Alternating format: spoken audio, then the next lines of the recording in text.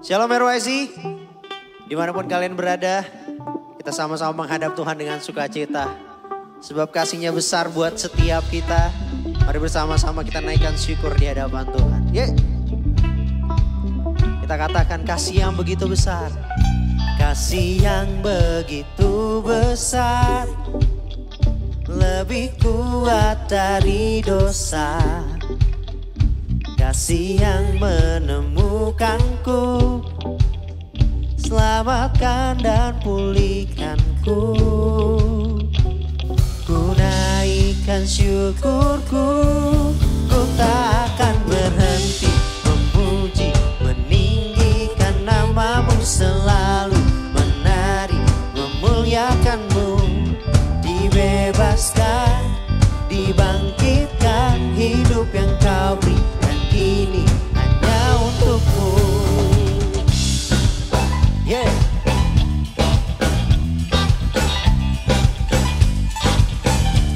Terima kasih Tuhan buat kasih-Mu yang besar. Kita sama-sama nyanyikan lagu ini dari awal. Come on.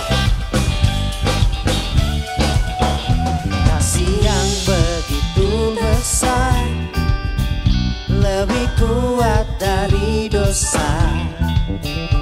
Kasih yang menemukanku, selamatkan dan pulihkanku. Ku naikkan syukurku, syukurku. Ku tak akan berhenti memuji, meninggikan nama-Mu, selalu menari, memuliakan-Mu. Dibebaskan, dibangkitkan, hidup yang Kau beri dan kini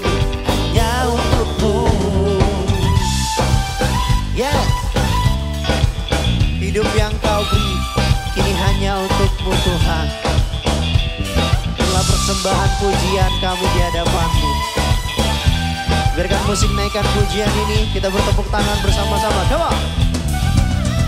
Naikkan syukurku, ku naikkan syukurku.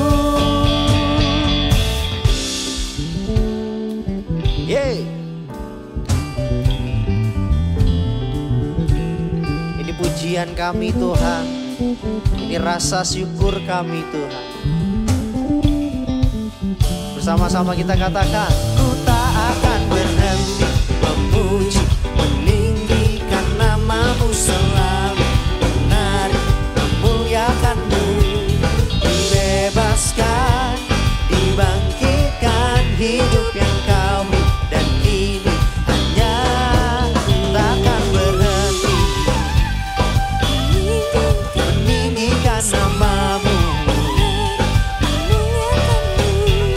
Dibebaskan, dibangkitkan, hidup yang Kau beri dan kini hanya untuk-Mu. Hidup yang Kau beri dan kini hanya untuk-Mu.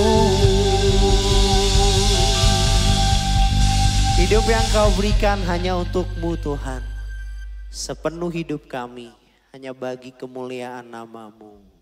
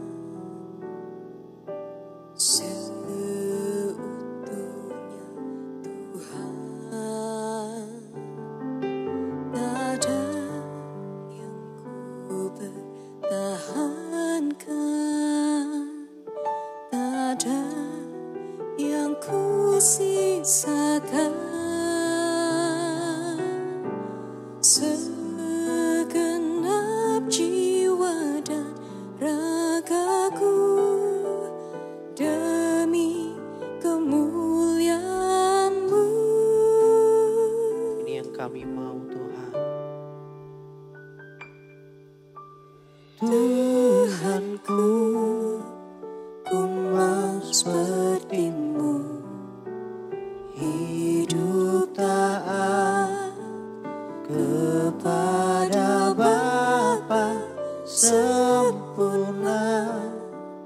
dalam kehendaknya sampai bertemu muka denganmu.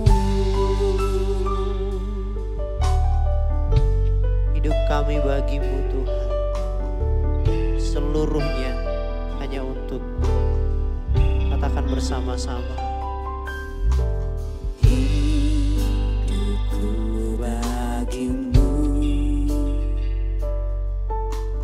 jiwaku milikmu. Kami serahkan Tuhan seutuhnya kepadamu. Seutuhnya Tuhan, Tak ada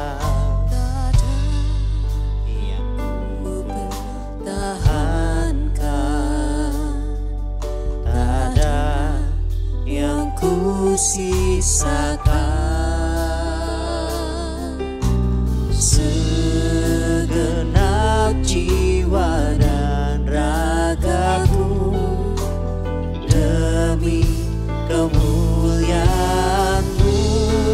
Tuhanku, Tuhanku, ku mau seperti-Mu, hidup taat kepada Bapa, sempurna dalam kehendaknya sampai bertemu muka denganmu.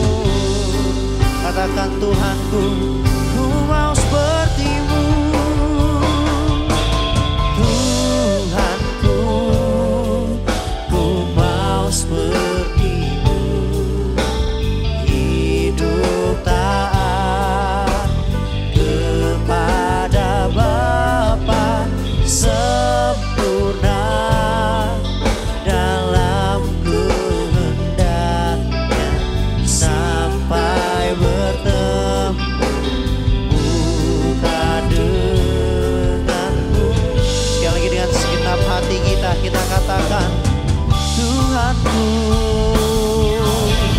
Tuhanku, ku mau seperti-Mu, hidup taat kepada Bapa, sempurna dalam kehendaknya sampai bertemu muka denganmu. Sampai bertemu, sampai bertemu muka denganmu, sampai bertemu muka denganmu.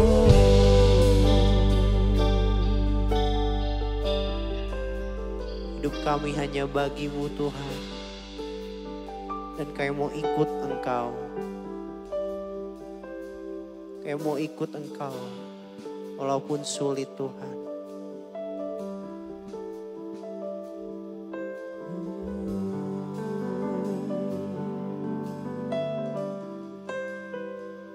Ku mau ikut Yesus, Tuhan dan Rajaku, walau sukar dan berat jalan salib-Mu. Di sisi-Mu Tuhan, dalam penderitaan sampai kemuliaan bersama-Mu Tuhan. Ku mau ikut Yesus, Tuhan dan Rajaku, walau sukar dan berat jalan salib-Mu. Di sisi-Mu Tuhan, dalam penderitaan sampai kemuliaan bersama-Mu Tuhan. Katakan, ku mau ikut Yesus, Tuhan dan Rajaku. Dan berat jalan hidup kami, jalan salib kami. Di sisimu Tuhan, dalam penderitaan sampai kemuliaan. Bersama-sama sekali lagi kita katakan, ku mau ikut Yesus, Tuhan dan Rajaku. Walau sukar dan berat jalan salibmu, di sisimu Tuhan, dalam penderitaan sampai kemuliaan. Bersamamu Tuhan, sampai kemuliaan, sampai kemuliaan. Bersamamu Tuhan, sampai kemuliaan. Bersamamu Tuhan.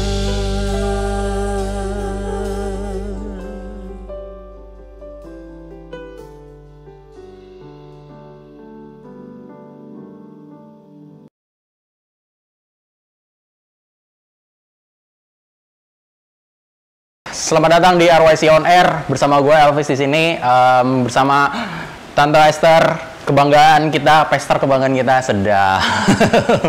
Tante Esther ini kelihatannya serius-serius, tapi kalau lagi ngobrol tuh receh gitu loh. Ya Tante ya? Oke.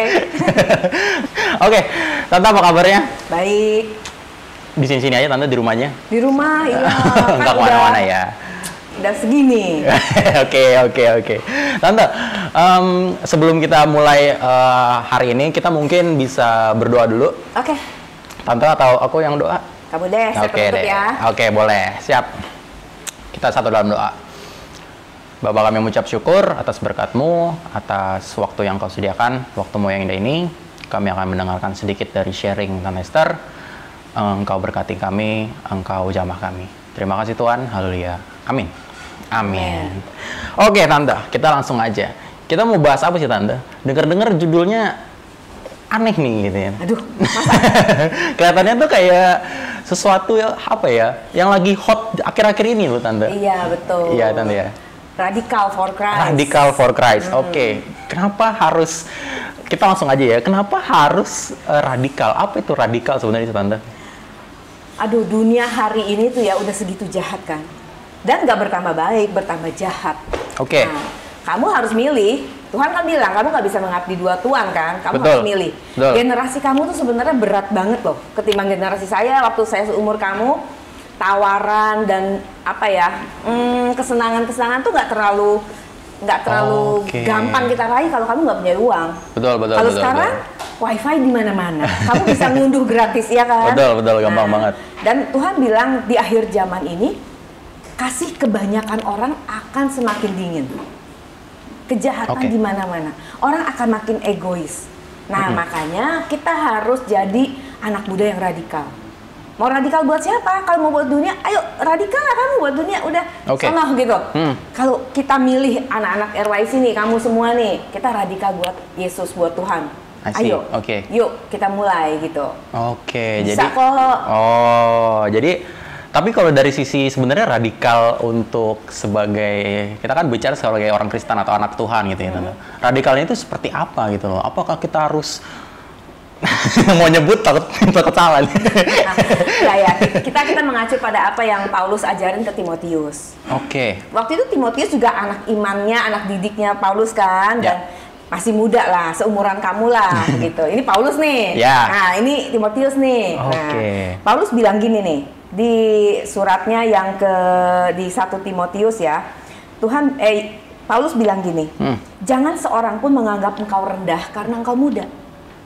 Kita kan sering yang jangan pandang sebelah mata gitu kan, karena engkau muda. Paulus udah ngomong duluan nih sebelum iklan itu. Janganlah seorang pun menganggap engkau rendah karena engkau muda. Jadilah apa? Teladan. Bagi siapa? Bagi orang percaya. Kamu perhatiin, disuruhnya bagi orang percaya, bukan bagi teman-teman kamu yang sepantaran, enggak. Berarti apa? Buat semua orang. Kamu jadi teladan buat saya, buat orang tua kamu, buat kakek nenek kamu bahkan gitu. Nah, dalam hal apa? Nah, kalau kamu tanya nih radikal ini dalam hal apa, mesti gimana? Nah, ada 5 poin yang Paulus ajarin. Boleh, Tante. Perkataan. Betul. Tingkah laku. Oke. Ya, kasih, kesetiaan, dan kesucian hidup. Nah, Paulus ngajarin kita untuk radikal seperti itu. Nah, jadi yang dimaksud radikal itu kan sesuatu yang ekstrim lah, semacam itu. Nah, kamu tuh harus jadi Kristen yang radikal, maksudnya Kristen yang berubah segitu ekstrimnya sampai kamu gak sama kamu yang dulu lagi. Oke. Jadi berubahnya tuh 180 derajat. Oke. Bukan 360 loh. 360 balik lagi. Balik lagi. 180. Iya, tapi jangan 90 juga. Kan belum total gitu. Kamu sampai habis 180. Emang perlu proses. Oke, boleh. Kita semua untuk perubahan-perubahan kan kita perlu proses ya. Ya. Tapi kan masalahnya, mau nggak sih kamu? Coba tanya teman-teman kamu, mau nggak sih kalian radikal? Ya, karena nggak akan nyesel deh kalau kamu radikal buat Tuhan. Ya.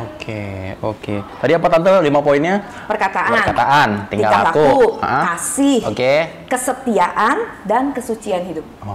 Itu 5 hal yang kelihatannya simple, sederhana. Simple banget. Simple. Tapi pas dilakuinnya, prakteknya, waduh susah ya Tante. Tapi bisa ya Tante. Bisa, pasti. Kalau Tuhan nyuruh sesuatu, pasti Tuhan kasih kita kemampuan. Nah itu kamu mesti ingat, waktu Tuhan bilang kamu harus sempurna seperti Bapa di surga sempurna. Artinya kamu bisa sempurna, Fis. Masalahnya Tuhan tanya, mau nggak sih? Tuhan tanya gitu, mau nggak Elvis? Kamu saya bikin sempurna, saya ajar kamu untuk jadi sempurna. Kalau kamu bilang mau, ayo masuk kelas, ayo sini kuliah sama Tuhan. Dikasih pendidikan lewat segala hal yang kita hadapin lah. Sampai Tuhan bilang, oke, Elvis lulus gitu. Karena seringkali gini ya Tante, dunia kita kayak mengajarkan tidak ada yang sempurna gitu kan. Teman-teman kita bilang, nggak apa-apa lah, nggak sempurna. Atau ini ada lagi kalau nggak salah baru-baru ini ada salah satu influencer yang bilang, ya udahlah nggak apa-apa lah, nggak usah sempurna, yang penting hidup lu bahagia. Wah. Itu pandangan yang, aduh kok. Dan itu dilakukan disebutkan oleh seorang public figure, itu kalau nggak salah seorang pelawak kalau nggak salah ya. Tapi dia bicaranya serius gitu loh, bukan yang lagi ngelawak gitu. Dia bilang kayak gitu. Tapi aku kayak menyayangkan, apa benar kita nggak apa-apa nggak sempurna, yang penting kita bahagia gitu Tante. Kalau menurut Tante gimana Tante? Well, sekarang gini, sejauh yang saya tahu loh ya, jarang sih gereja atau pendeta yang ngajakin jemaatnya untuk sempurna. Jarang Tante. Coba kamu nggak usah sebut sekarang, tapi coba kamu pikirin mana yang ngajakin kamu harus sempurna. Enggak, kebanyakan cuma ya kamu harus maksimal, ya kan? Kamu harus baik, kamu harus mengasihi. Well, tapi bukan sempurna. Kan Tuhan bilang pembaharuan budi supaya kamu mengerti kehendak Tuhan apa yang baik. Ya kan? Yang sempurna sampai kamu yang sampai sempurna tuh kamu akan berkenan gitu. Nah, kita di sini sahabat RYC semua nih, saya ajak untuk belajar sempurna sedini mungkin. Saya udah umur segini ya. Ya, nggak ada kata terlambat sih ya. Tapi ada lebih enak, adalah lebih baik kalau semudah mungkin, sedini mungkin kamu tuh udah ngejar kesempurnaan. Nah, kamu tuh bisa jalan dengan cepat. Kalau saya tuh udah pakai lari, udah pakai enap nih, mesti minum dulu nih, Fis. Ya boleh minum dulu kopinya. Aku juga minum ya Tante ya. Tuh, jadi pakai capek tuh. Gitu tuh ngejar kesempurnaan. Karena udah seumur saya. Kalau seumur kamu masih banyak staminanya. Betul. Jadi malah justru selagi muda, selagi kita bisa berlari cepet, itu waktu kita untuk bisa mengejar itu ya. Tapi jangan lupa. Apa Tante? Umur belum tentu loh. Kamu sama saya duluan siapa? Betul. Secara logika, secara umum, ya saya duluan lah daripada Elvis. Tapi kan, who knows? Banyak anak-anak punya teman yang maaf udah kembali dulu. Iya, betul. Ada kan? Betul. Nah, makanya kita nggak tahu. Jadi jangan gegabah bilang anak-anak muda nih, kamu jangan bilang, duh tante mah udah rada-rada bau tanah gitu. Saya mah masih bau minyak telon, jangan-jangan. Minyak telon lagi. Masih wangi saya mah. Enggak, kita nggak tahu ya sampai batas umur kita kapan. Mumpung masih ada.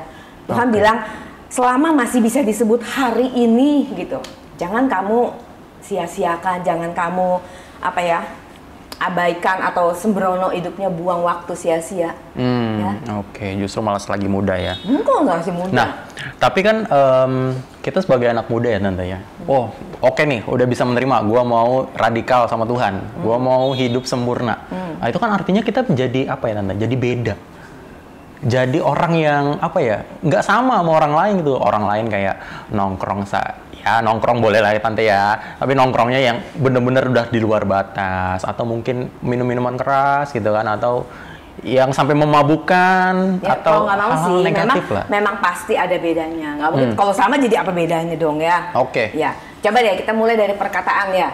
Nah, perkataan tiap orang memang apa ya, Tuhan kasih kita kehendak bebas sih, dan Tuhan kasih kita masing-masing. Ya rata-rata sebagian besar dari kita kan memang bisa ngomong gitu ya. Adalah yang tuna apa ya? Tuna bicara ya. Nah, ya sebagian besar kita bisa ngomong. Lalu bagaimana kita mengontrol perkataan kita?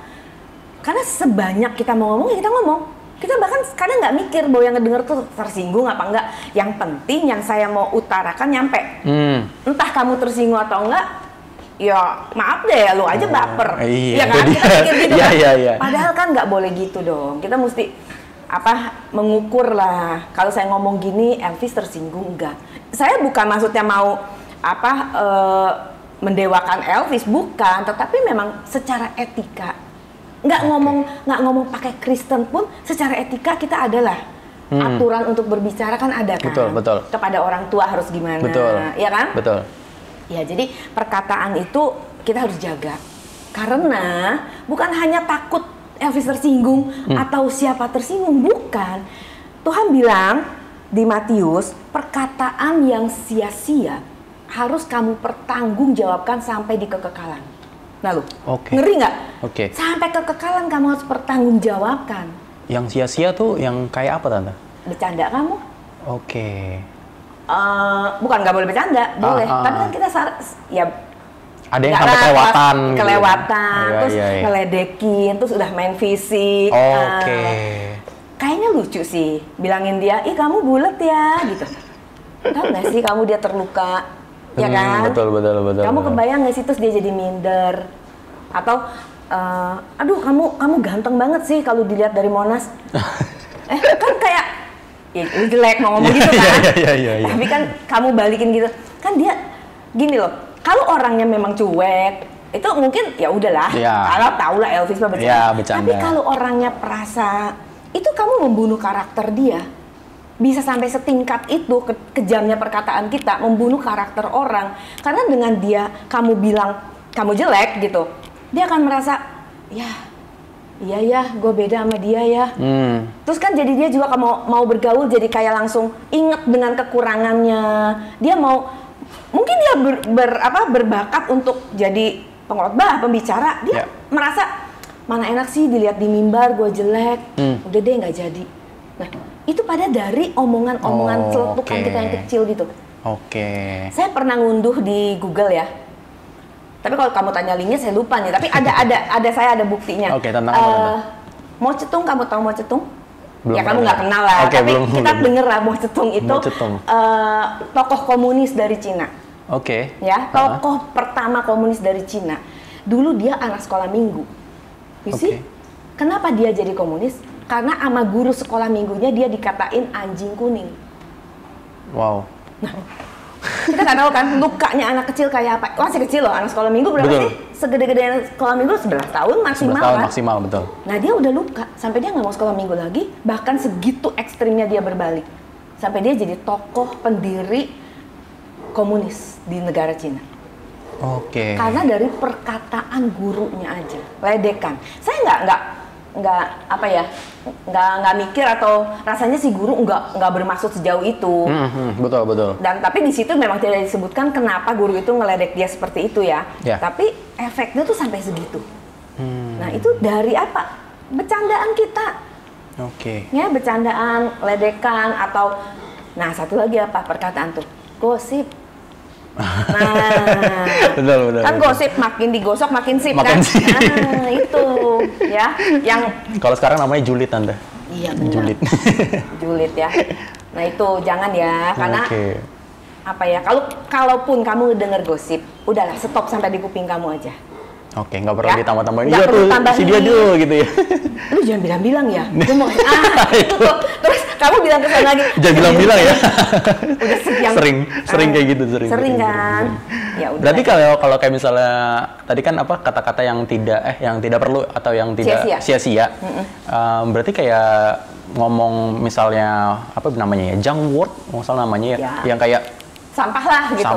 Misalnya maafnya anjir misalnya, itu kan nggak ada kata artinya apa gitu. Anjir, anjay mungkin tante ya kayak gitu-gitu. Itu juga hal yang sia-sia. Oke. Nah itu memang nanti berhubungan nanti dengan tingkah laku kamu. Ya kan? Oke, betul. Hal kedua nih tingkah laku kan. Waktu kamu juga mau ngurangin atau menghilangkan ngomong-ngomong yang kata-kata itu, mungkin nanti di pergaulan kamu akan gini, Elvis so suci bener sih lu.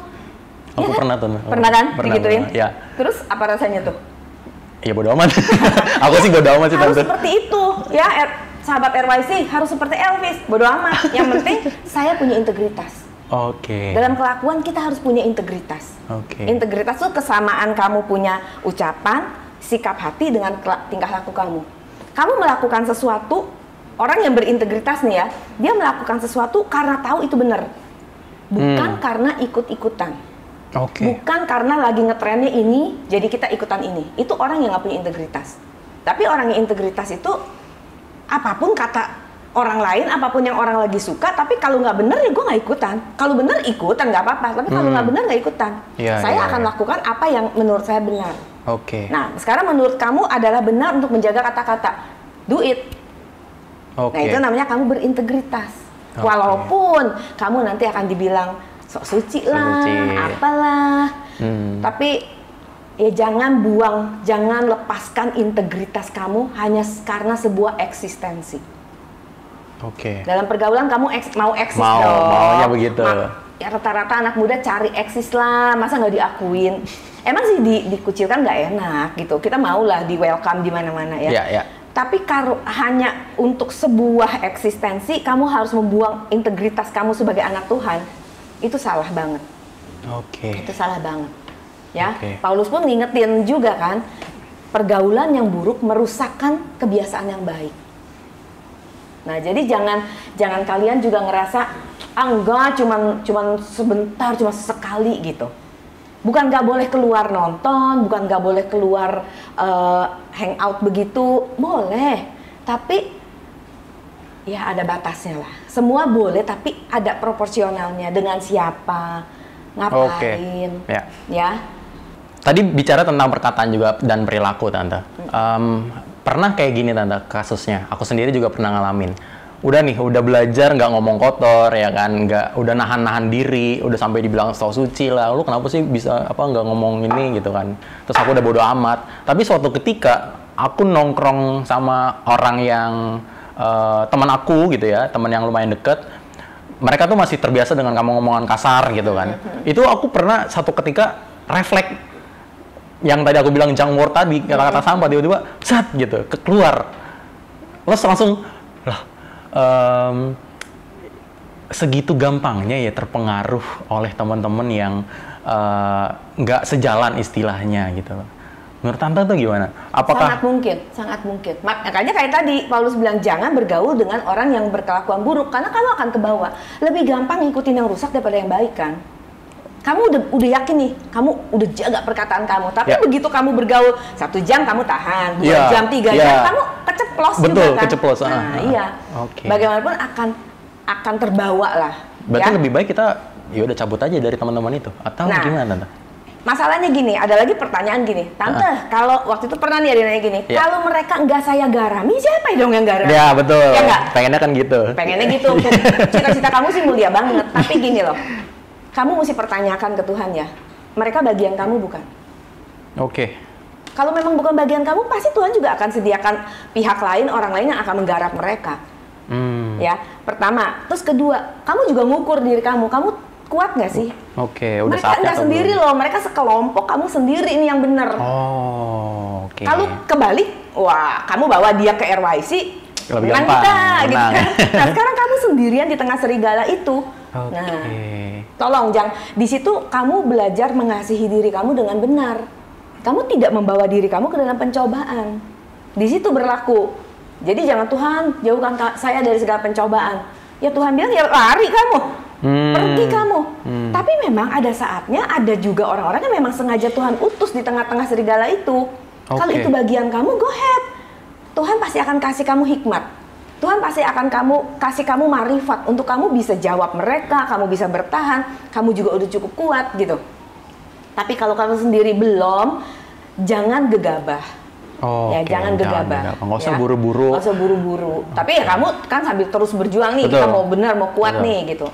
Tapi ya jangan, udahlah gue kuat, ayo ikutan. Mereka narkoba, enggak gitu. Jangan deh. Ya, kamu belum kuat banget, jangan dulu. Nggak usah buru-buru banget lah ya. Ya, jangan gini loh, jangan jadi pahlawan kesiangan gitu loh. Akhirnya kamu nanti kejebak lagi, balik lagi ke dunia itu. Betul. Ya kan? Betul. Nah itu tingkah laku. Nah termasuk juga tingkah laku ada urusannya dengan kesucian hidup kamu. Ya, jadi memang ya anak sekarang kan untuk namanya pornografi lah, untuk namanya LGBT lah, itu kan aduh. Lagi ngetren banget. Ngetren dan gampang banget diaksesnya gitu loh. Seorang ibu, ya udah ibu-ibu sih konseling sama saya, dia baru kecewa ternyata suaminya sekarang jadi gay. Udah 60 tahun baru udah jadi menikah, gay.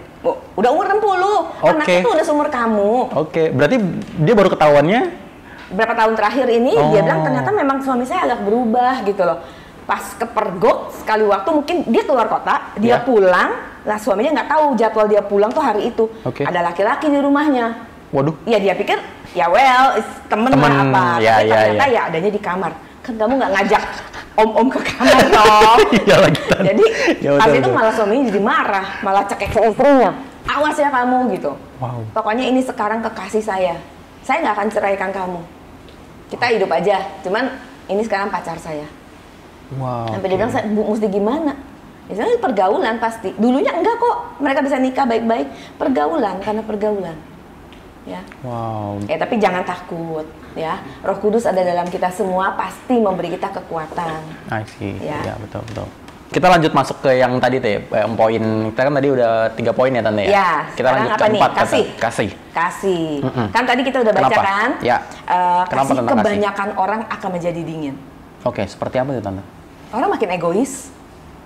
Makin kayak tadi, yang penting gue bahagia. Ya, lu enggak, cari sendiri lah. Yang penting gue bahagia dan gue nggak nyakitin lu. Dia ngerasa nggak nyakitin. Saya nggak nyakitin kamu, tapi saya cari kebahagiaan saya sendiri. Kan saya nggak bisa minta sama kamu. Kamu juga nggak ngasih ya, saya wajar dong kalau saya nyari sendiri gitu. Nah orang akan lebih selfish. Ya, Elvis, jangan selfish. Jangan selfish, enggak dong.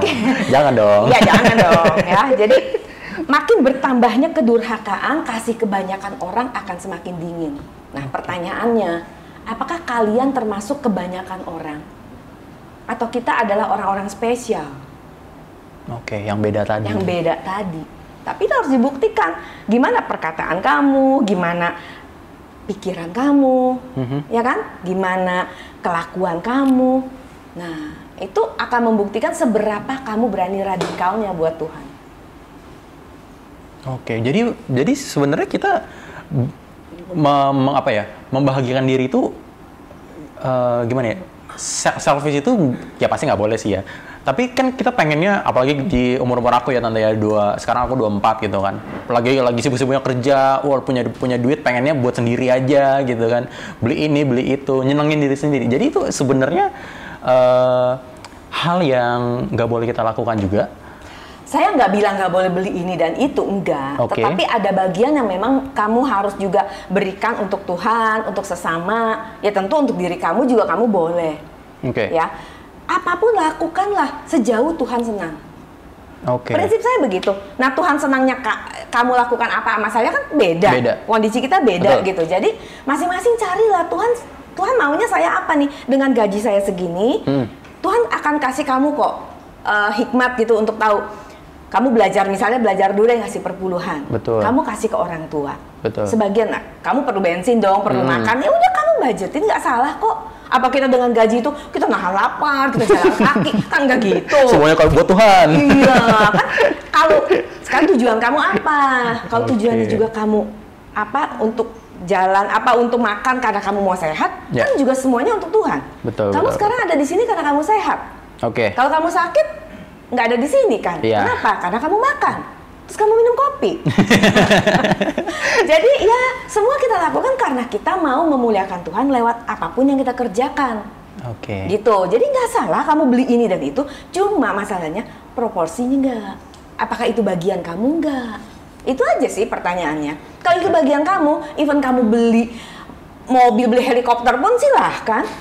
Bener gitu, nggak apa-apa kalau memang itu bagian kamu. Tapi kalau enggak, Tuhan titipkan Lazarus dalam hidup kamu yang kamu harus perhatikan. Nah, kamu semua nih ya, semua sahabat RYC, semua pendengar siapapun, kita ada di dunia untuk menciptakan kehidupan yang berbeda untuk orang lain. Kita harus buat perbedaan, bahkan kalimat ekstrimnya, kita harus mengganggu hidup orang lain. Seperti apa? Nah, mengganggunya tentu dalam tanda kutip. Artinya apa? Artinya orang yang berbuat dosa, orang yang hidup dalam dosa, lihat hidup kita yang suci, lihat kasih kita, mereka akan terganggu. Kita harus bikin orang terganggu, jangan mereka ngerasa aman. Nah, saya baru beresin seorang pelakor. Ya, nih, seorang pelakor, waktu saya ketemu, saya bilang, kamu tahu nggak ini salah? Tahu, kata dia. Loh, kok tahu gitu? Kenapa kamu lakukan? Lingkungan saya semua pelakor. Dia WL loh. Dia WL loh, dan udah cukup kawakan kalau saya dengar dari pengalamannya udah lumayan, bukan WL baru gitu. Kamu tahu pelakor salah, tahu. Kenapa? Nggak ada yang negur saya, lingkungan saya terima saya, dan beberapa teman saya juga begitu. Nah, kamu harus jadi orang yang membuat orang terganggu dengan dosanya. Karena apa? Karena mereka bercermin pada kamu. Wah, Elvis begitu ya. Ya, salah nih gua nih. Urusan dia mau bertobat apa enggak. Itu urusan dia. Betul. Tapi paling tidak kamu menggelitik dia. Satu, orang yang berdosa. Kedua, orang yang teman-teman kita ini yang memang udah aktif atau yang memang ada di lingkungan RYC tapi yang masih suam-suam, yang cuma ke gereja formalitas karena mau ketemu. Nah, kehidupan kamu, kesucian kamu, tingkah laku kamu membuat mereka jadi sadar. Nggak bisa gini nih. Gue mesti seradikal Elvis nih. Nah gitu. Jadi kita juga sebenarnya apa ya, berbuat baiknya juga nggak perlu nunjukin orang nih, lihat gua. Atau usah.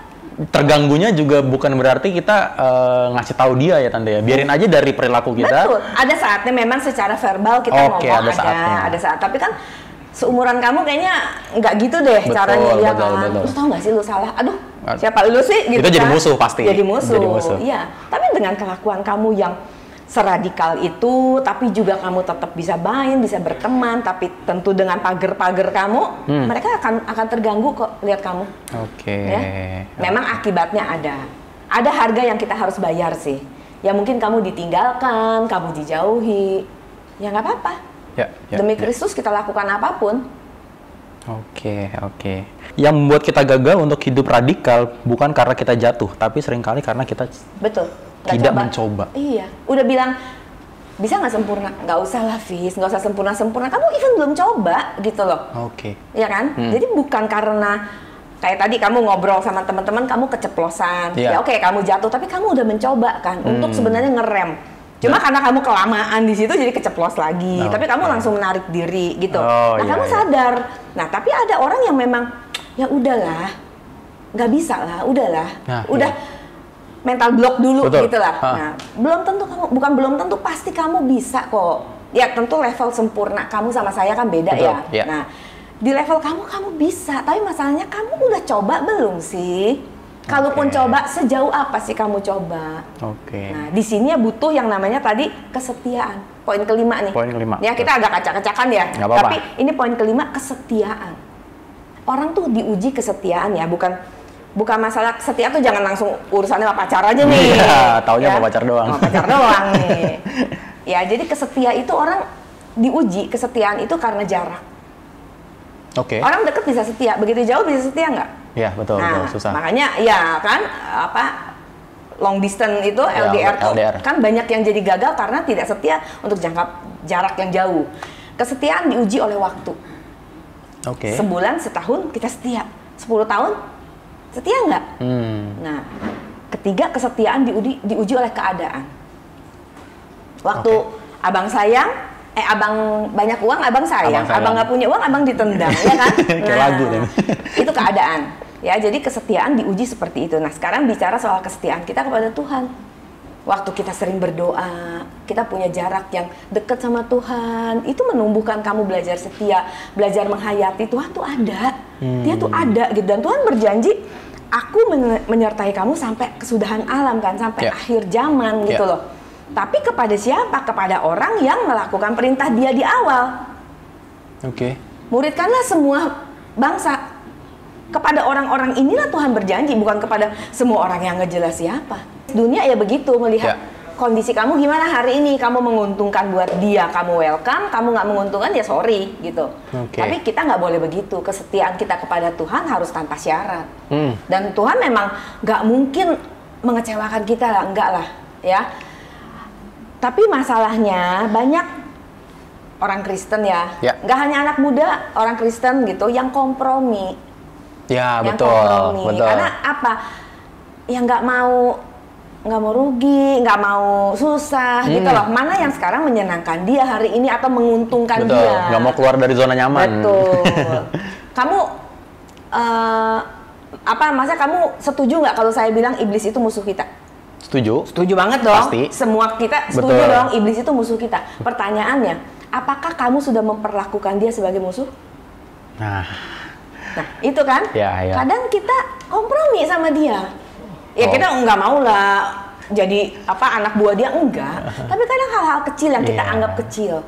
Padahal karakter kita tuh dimulai dari kebiasaan-kebiasaan kecil yang kita anggap sepele. Kebohongan-kebohongan kecil. Balik lagi nih ke perkataan, kesucian, ngintip-ngintip kecil, iseng-iseng kecil. Yang kayaknya enggak sampai ngebunuh, enggak lah. Betul, kita enggak sampai membunuh fisik, enggak. Tapi tahukah kamu dendam-dendam kecil, sebel-sebel kecil, iri-iri yang kayaknya munafik-munafik yang tipis lah. Tuhan nggak mau. Tuhan mau waktu dia bilang kamu harus sempurna, ya sekecil apapun ya perfect kamu. Gitu. Ya memang sekali lagi seperti tadi di awal saya bilang butuh waktu. Tuhan juga tahu kok, kita perlu proses, Tuhan tahu. Cuma masalahnya adalah apakah kamu benar mengisi waktu itu untuk kesempurnaan kamu atau enggak. Itu aja, jangan kompromi lagi deh. Jangan karena takut tersingkir, jadi ya udahlah gitu. Seorang anak kecil ya, dia bilang gini, setiap kali aku melakukan sesuatu yang tidak disukai teman-teman dalam kelompokku, mereka berhenti mengajakku pergi. Ngobrol pun enggak. Karenanya, aku harus melakukan apapun yang membuat mereka bahagia. Aku harus menyenangkan mereka. Aku harus melakukan apapun yang mereka mau jika aku ingin diterima. Dan ini terjadi pada seorang anak yang juga ngobrol sama saya. Dia segitu stresnya karena dia tertolak oleh orang tuanya. Ayahnya meninggalkan dia. Sekali-sekali masih datang, masih ada, tapi udah nggak serumah, udah punya simpanan lain gitu. Terus dia merasa tertolak, terus karena wajahnya juga nggak cantik, perempuan, dia ngerasa siapa sih yang mau sama saya? Nah, waktu teman-temannya mau karena dia bisa bawa makanan, bawain sesuatu, dia tahu nih untuk membeli lingkungan itu, membeli ini, saya harus bayar dengan makanan. Tapi kan ada sana kamu nggak punya duit dong. Akhirnya dia nyolong. Dia nyolong dari kantin. Akhirnya menjadi satu kebiasaan dia nyolong. Tapi anehnya dia nyolong bertahun-tahun loh. Dia bilang dari SMP sampai SMA. Di SMA 2 dia stop. Udah jadi kebiasaan ya nanti. Dan jadi udah ahli gitu loh. Sampai dia bilang gini, saya pernah loh tante, satu kali saya udah nggak mau, gue nggak mau nyolong lagi gitu. Dia sadar gitu. Ya udah dia dijauhin sama temennya. Tapi dia kan nggak bisa hidup tanpa temen. Jadi dia nyolong lagi besoknya. Sampai akhirnya dia stres sendiri dan dia mencakar-cakar tubuhnya. Ya, ada yang sampai stres itu. Dia kasih lihat saya, nih tante buktinya saya cakar-cakar. Ya, dengan firman, dengan kebenaran ya dia bisa dipulihkan. Ya, tapi kan seberapa banyak anak yang punya kesempatan mendengar firman dan dipulihkan. Berapa banyak yang menjual kesetiaannya, menjual integritasnya karena perlu sebuah eksistensi tadi. Nah, itu masalahnya. Makanya kamu harus radikal, jangan takut. Nggak mungkin Tuhan tinggalin kamu, nggak mungkin. Percayalah, Tuhan pasti akan masih menyisakan orang-orang yang bisa berteman dengan kamu, yang bahkan bisa yuk kita bertumbuh bersama. untuk sama-sama radikal. Ya di bidang masing-masing gitu loh. Kamu di sana, kita di sini, tapi kita ada satu kesatuan bersama karena kita punya kebenaran yang mengikat kita. Oke. Nah, kamu perhatiin deh. Pertemanan kamu karena hobi, pertemanan kamu karena ya kecil bareng atau gimana, itu akan berkualitasnya beda dengan orang yang berteman karena kebenaran yang mengikat. Betul. Ya kan? Betul. Nah, mungkin kamu punya cerita juga. Enggak, aku pernah, tapi dari kesimpulannya aja sih, itu juga aku ngerasain juga gitu loh. Dari teman-teman kecil kayak bertumbuh bareng, tapi ya gitu aja gitu loh, kan? Gitu-gitu aja. Tapi ketika punya temen yang satu visi, ya kan, jalan dalam kebenaran, itu punya power yang lebih kuat lagi gitu. Betul. Kalau yang aku rasain sih kayak gitu. Oke, karena kekristenan tanpa salib, tanpa menyangkal diri, it's nothing. Menyangkal diri. Harus menyangkal diri, harus pikul salib kamu. Tuhan nggak kasih salibnya loh ke kamu. Kita nggak disuruh mikul salib Tuhan loh, enggak. Kita mikul salib kita masing-masing. Ya, tapi disitulah kita mengiring Tuhan. Disitulah kita jadi radikal gitu. Kamu nggak bisa jadi Kristen biasa-biasa aja hari ini. Kamu harus jadi radikal. Dan ingat, tadi saya bilang waktu kita terbatas. Itu penting, waktu kita terbatas. Selagi muda berlari gitu. Berlari. Ya. Jangan keburu tua ntar udah ngos-ngosan. Saya baru punya cucu nih. Nah, iya Tata. Tahu kan? Betul. Nah, belum lama cucu saya disunat. Tapi waktu mau disunat itu kan perlu dites antigen.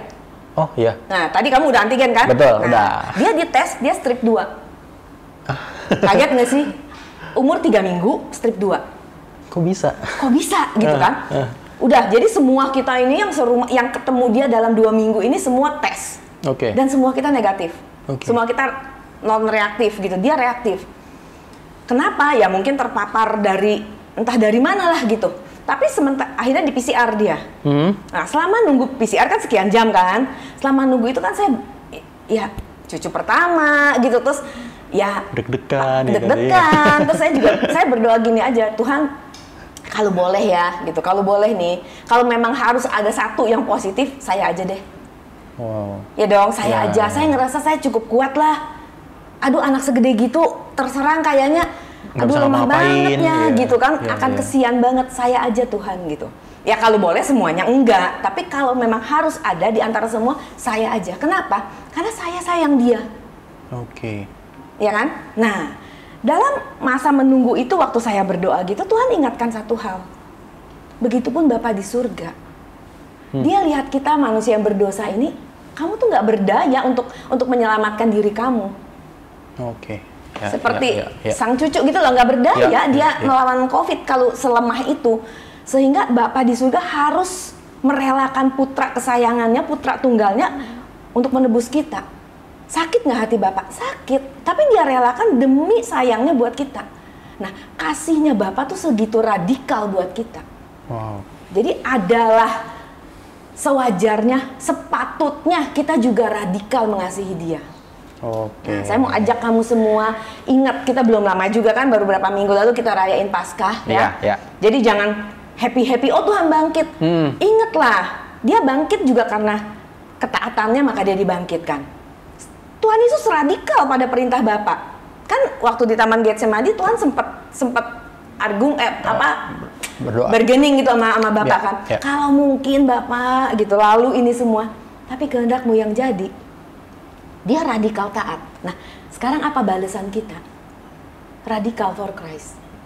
Nah, makanya kita gelar nih acara ini karena saya mau mengajak semua mengingat lagi, mumpung belum jauh juga Paskahnya ya. Jadi jangan hanya merayakan, "Woi, Tuhan bangkit." Apa balasan kamu? Kamu layak nggak terima kebangkitan dia? Layak nggak merayakan itu? Kamu harus radikal juga mengasihi Tuhan. Nah, itu yang penting, yang anak-anak muda harus ingat gitu. By the way, kamu ingat Daud nggak? Kisah Daud sama Goliat. Kamu pernah nggak ngebayangin jadi Daud? Ngebayangin, tapi kayak apa ya? Aku nggak tahu apa gambarannya gimana ya. Yang aku tahu, aku kecil gitu kan. Terus Goliat itu diperkirakan tingginya 3 meter ya? Apa 2 meter? Iya, 3 meter. 3 meter, ya, hampir 3 meter kalau nggak salah. Kan gede banget dong. Betul. Nah, saya tuh ngebayangin gini, waktu Daud ya ngelihat Goliat, apa sih yang ada di pikirannya? Kalau aku sih ya kabur, Tante. Nah, ya kan, wajarnya orang kabur. Tentara-tentara dia kabur gitu kan. Iya. Nah, Goliat itu ibarat kedagingan kamu. Ibarat tawaran dunia yang segini gedenya gitu, yang segitu mudahnya. Di samping itu juga ini dosa nih yang harus kita apa ini kita perangin kan. Nah, ada dua hal yang bisa muncul di pikiran kita. Pertama adalah begitu melihat gedenya Goliat, kita akan berpikir gini, wow, gede banget, nggak mungkin gua bisa kalahin, betul. Ya kan? Tapi pikiran yang benar adalah, wow, gede banget. Kita nggak mungkin ngomong ih kecil, nggak mungkin bohong, gede kok itu. Tapi kita ngomongnya gini, wow, gede banget. Tapi gue bisa kalahin. Masa gue diemin? Jadi kacamatanya beda kan. Waktu kamu lihat ini kesulitan besar, saya nggak mungkin sempurna, Tante. Saya nggak mungkin Elvis. Udahlah, be realistis. Iya kan? Nggak mungkin kita sempurna. Tapi waktu kesempurnaan itu menjadi radikal itu sebagai tantangan kita akan bilang, hey, ini yang mesti saya achieve, ini target saya, gitu. I see. Gitu loh. Jadi aku baru tahu ceritanya Daud Goliat tuh artinya di situ, Tante. Ya. Ya bisa diartikan seperti itu. Jadi tergantung. Iya.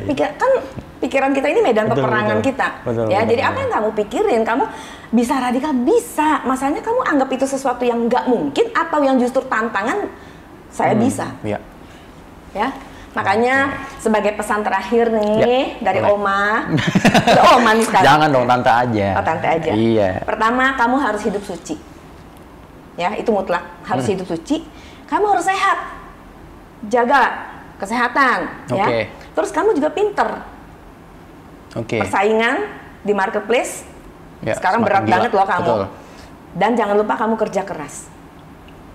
Ya, jadi jangan karena ngerasa udah pinter, apalagi orang tua kamu berada, lalu jadi males gitu.